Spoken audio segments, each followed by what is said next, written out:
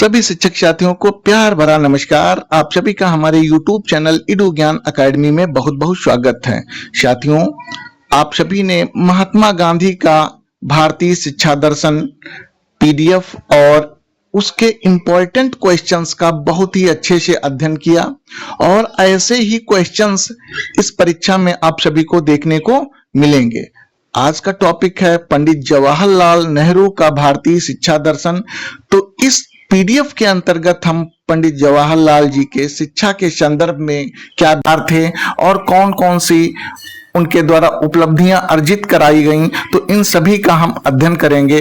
तो चलिए शुरू करते हैं आज का टॉपिक, पंडित जवाहरलाल नेहरू का भारतीय शिक्षा दर्शन। परिचय सबसे पहले देखते हैं। पंडित जवाहरलाल नेहरू 1889 1962 अर्थात पंडित जवाहरलाल नेहरू का जन्म 1889 को हुआ था और इनकी मृत्यु 1964 को हुई। आधुनिक भारत के प्रथम प्रधानमंत्री थे। वह अंग्रेजी वैज्ञानिक दृष्टिकोण, लोकतंत्र, धर्मनिरपेक्षता तथा आधुनिक शिक्षा के प्रबल समर्थक थे। बहुत ही अच्छी बात कही यहाँ पे और स्मरणीय बात है, इसको याद रखिएगा। वह वैज्ञानिक दृष्टिकोण, लोकतंत्र, धर्मनिरपेक्षता तथा आधुनिक शिक्षा के प्रबल समर्थक थे। उनका मानना था कि शिक्षा ही राष्ट्र का सबसे प्रभावी साधन है। शिक्षा ही राष्ट्र के निर्माण का सबसे प्रभावी साधन है। नेहरू जी ने ऐसी शिक्षा की वकालत की जो व्यक्ति का सर्वांगीण विकास करे तथा भारत को वैज्ञानिक, आधुनिक और आत्मनिर्भर राष्ट्र बनाए। इस तरीके से ये तो हो गया परिचय नेहरू जी का। अब आते हैं नेहरू जी के शिक्षा दर्शन के प्रमुख उद्देश्य क्या थे। तो नंबर 1 है वैज्ञानिक दृष्टिकोण। इसका साइंटिफिक टेम्पर क्या था? तो शिक्षा का उद्देश्य अंधविश्वास को दूर करना है, विद्यार्थियों में तर्क, विवेक और वैज्ञानिक सोच विकसित करना है। यह शिक्षा दर्शन का उद्देश्य था। प्रयोग एवं अनुसंधान पर विशेष बल दिया जाना चाहिए या विशेष बल दिया, ये नेहरू जी के शिक्षा दर्शन के प्रमुख बातें थी। अब दूसरा पॉइंट क्या है? वैज्ञानिक दृष्टिकोण के अंतर्गत आपने पढ़ा कि प्रयोग एवं अनुसंधान पर विशेष बल दिया, शिक्षा का उद्देश्य अंधविश्वास को दूर करना है, विद्यार्थियों में तर्क, विवेक और वैज्ञानिक सोच विकसित हो। और अब आते हैं लोकतांत्रिक शिक्षा, किस प्रकार का उद्देश्य रहा है लोकतांत्रिक शिक्षा के प्रति। तो शिक्षा से समानता, स्वतंत्रता और बंधुत्व की भावना विकसित हो, प्रत्येक नागरिक को समान शिक्षा का अवसर मिले, लोकतांत्रिक मूल्यों का विकास शिक्षा का प्रमुख लक्ष्य हो। इस तरीके से ये आप लोग देख रहे हैं भारतीय शिक्षा दर्शन के प्रमुख उद्देश्य पंडित जवाहरलाल नेहरू के। नेक्स्ट है तीसरा पॉइंट, धर्मनिरपेक्ष शिक्षा। शिक्षा किसी एक धर्म का प्रचार ना करे। इसका मतलब पंडित जवाहरलाल नेहरू धर्मनिरपेक्ष शिक्षा के समर्थक थे। सभी धर्मों के प्रति समान सम्मान की भावना विकसित करें। उन्होंने अपने राष्ट्र के अनुयायियों और समस्त जनता से को उद्बोधित किया कि यदि शिक्षा व्यवस्था तो अनिवार्य है ही, लेकिन सभी धर्मों के प्रति सम्मान की भावना का भी विकास होना चाहिए। राष्ट्रीय एकता को मजबूत बनाएं। और इसके बाद चौथा पॉइंट क्या है, इनके शिक्षा दर्शन का उद्देश्य क्या रहा? तो राष्ट्रीय एकता। शिक्षा का उद्देश्य जाति, धर्म, भाषा और क्षेत्रीय भेदभाव को समाप्त करना है, विद्यार्थियों में देशभक्ति और राष्ट्रीय चेतना विकसित करना है। और नंबर 5 है चरित्र निर्माण। शिक्षा केवल ज्ञान प्राप्ति नहीं बल्कि अच्छे चरित्र का निर्माण भी करे। सत्य, ईमानदारी, अनुशासन और नैतिक मूल्यों का विकास हो। सर्वांगीण विकास के भी ये पक्षधर थे। शिक्षा से शारीरिक, मानसिक, बौद्धिक, सामाजिक एवं नैतिक विकास होना चाहिए। ऐसी शिक्षा भारत में होनी चाहिए जिससे शारीरिक, मानसिक, बौद्धिक, सामाजिक और नैतिक विकास होना चाहिए। खेल, कला, संगीत एवं सांस्कृतिक गतिविधियों को भी महत्व दिया जाए। नंबर 7 है तकनीकी एवं व्यवसायिक शिक्षा के प्रति इनके विचार या भावनाएं क्या थीं। तो औद्योगिक विकास के लिए तकनीकी शिक्षा आवश्यक है, बहुत इंपॉर्टेंट पॉइंट है। तकनीकी एवं व्यवसायिक शिक्षा के प्रति इनके विचार थे कि औद्योगिक विकास के लिए तकनीकी शिक्षा आवश्यक है। इंजीनियरिंग, विज्ञान एवं व्यवसायिक शिक्षा को बढ़ावा दिया जाना चाहिए या बढ़ावा इन्होंने दिया था। अब आते हैं, देखिए इनके आधार पे करिकुलम या पाठ्यक्रम की क्या व्यवस्था होनी चाहिए, पाठ्यक्रम में क्या क्या शामिल होना चाहिए और कैसे सुव्यवस्थित उस पाठ्यक्रम को संचालित किया जाना चाहिए। तो इस पॉइंट में हम लोग इसका अध्ययन करेंगे। नेहरू जी के अनुसार पाठ्यक्रम में शामिल होना चाहिए विज्ञान एवं गणित, तकनीकी शिक्षा, सामाजिक शिक्षा, भारत इतिहास एवं भूगोल, भाषा एवं साहित्य, कला एवं संस्कृति, नैतिक शिक्षा, शारीरिक शिक्षा, पर्यावरण शिक्षा और शिक्षण विधियों को भी इन्होंने जो है पाठ्यक्रम के अंतर्गत ही समाहित किया है। प्रयोगात्मक विधि होनी चाहिए, परियोजना या प्रोजेक्ट विधि भी होनी चाहिए, चर्चा एवं वाद विवाद भी होना चाहिए, समस्या समाधान विधि भी होनी चाहिए, निरीक्षण एवं अनुभव आधारित शिक्षण व्यवस्था होनी चाहिए, जिससे भारतीय शिक्षा व्यवस्था को मजबूती मिले और ये सुसंगत गतिविधियों के साथ निरंतर तेजी के साथ लोगों में शैक्षिक वातावरण का माहौल उत्पन्न करता रहे। आगे है शिक्षक का स्थान। पॉइंट यहाँ पे है पंडित जवाहरलाल के भावनाओं में या पंडित जवाहरलाल के अनुसार शिक्षक का क्या स्थान होना चाहिए। तो शिक्षक राष्ट्र का निर्माता है, शिक्षक का व्यक्तित्व प्रेरणादायक होना चाहिए, शिक्षक वैज्ञानिक दृष्टिकोण एवं नैतिक मूल्यों का विकास करे, शिक्षक विद्यार्थियों का मार्गदर्शक एवं प्रेरक हो। ये शिक्षक के प्रति दृष्टिकोण रखते थे कि कैसा शिक्षक हमारे देश के बच्चों को शिक्षित करेगा, अर्थात उनके जीवन को मार्गदर्शित करेगा। तो अगला पॉइंट है विद्यार्थी का क्या स्थान है, अर्थात विद्यार्थी कहां पर होना चाहिए, कैसा होना चाहिए।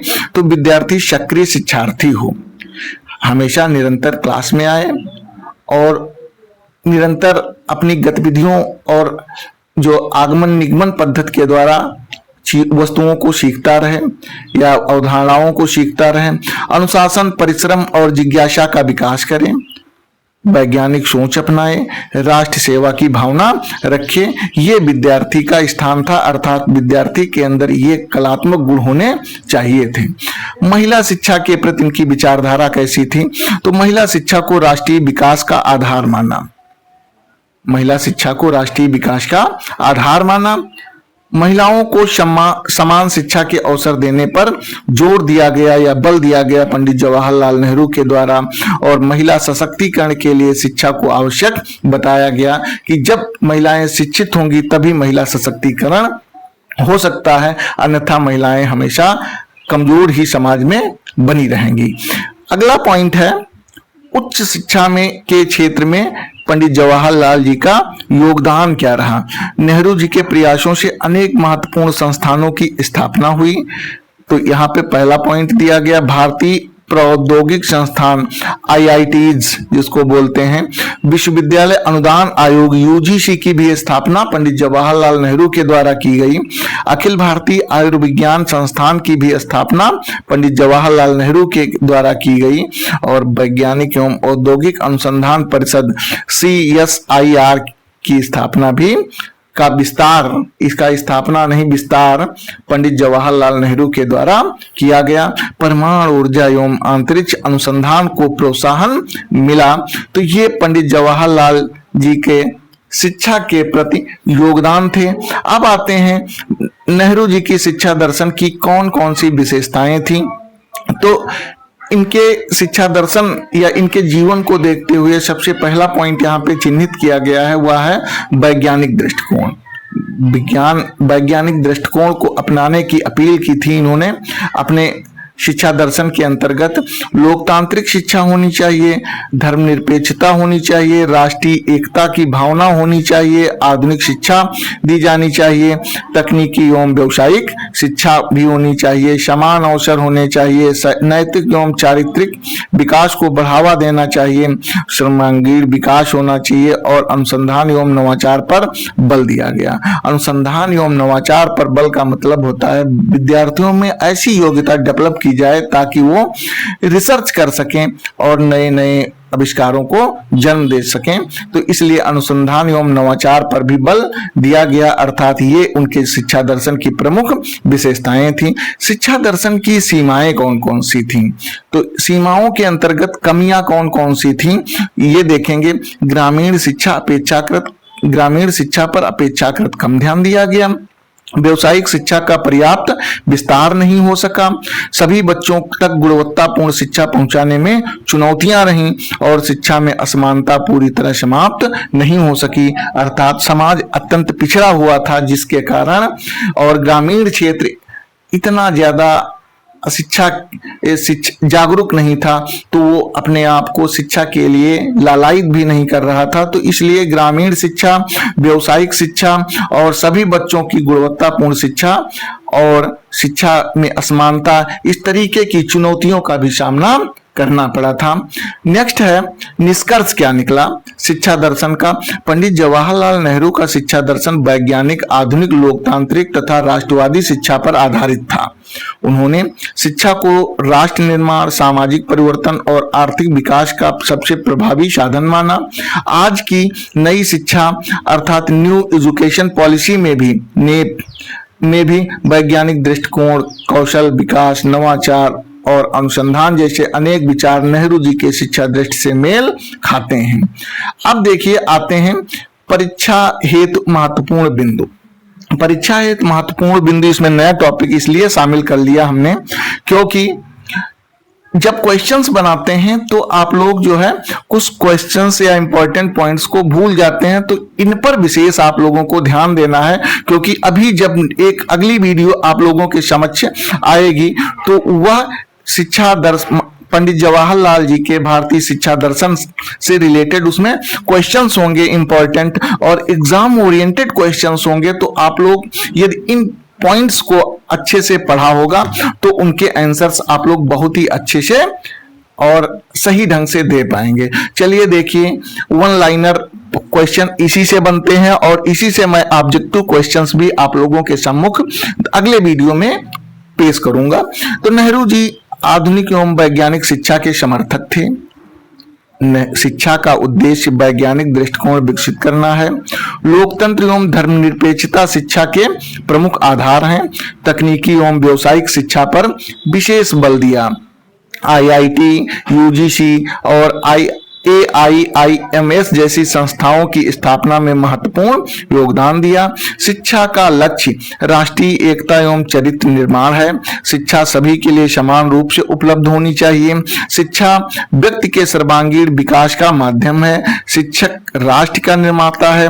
वैज्ञानिक सोच ही आधुनिक भारत के प्रगति का आधार है। यह प्रमुख पॉइंट, इतनी बड़ी आप लोगों ने जो PDF पढ़ी, तो ये प्रमुख पॉइंट जो है, ये वाले सभी प्रमुख पॉइंट यही PDF के माध्यम से, इतनी विस्तृत PDF आप सभी ने पढ़ी तब, और ये जो है प्रमुख बिंदु उनसे निचोड़ अर्थात उनका निष्कर्ष ये निकला। अब आप लोगों को लेकर चलेंगे नेक्स्ट वीडियो में, और जिसमें पंडित जवाहरलाल नेहरू से रिलेटेड, शिक्षा दर्शन से रिलेटेड क्वेश्चंस होंगे और एग्जाम ओरिएंटेड क्वेश्चंस होंगे। तो देखना न भूलिए आप सभी लोग। और यदि हमारे YouTube चैनल पर आप सभी लोग आप नए हो तो चैनल को सब्सक्राइब भी कर लीजिए और बेल आइकन भी दबा दीजिए ताकि आने वाले समस्त वीडियोस के नोटिफिकेशन आप सभी को मिल सकें और अच्छे से आप लोग तैयारी करते रहें। कोई भी टॉपिक छूटने नहीं पाएगा। ये बिल्कुल मैं अपने विश्वास के साथ कहता हूं और आप लोगों को विश्वास दिलाता हूं कि कोई भी टॉपिक नहीं छूटेगा। अभी नोटिफिकेशन भी नहीं आया है। नोटिफिकेशन जब आएगा तो 2-2, 3-3, 4-4 वीडियोस मैं डेली अपलोड करूंगा, पूरा सिलेबस कराऊंगा। इंग्लिश और हिंदी की मैं ऑनलाइन क्लासेस भी लूंगा, हिस्ट्री की भी ऑनलाइन क्लासेस लूंगा। तो सभी लोग stay on my YouTube channel.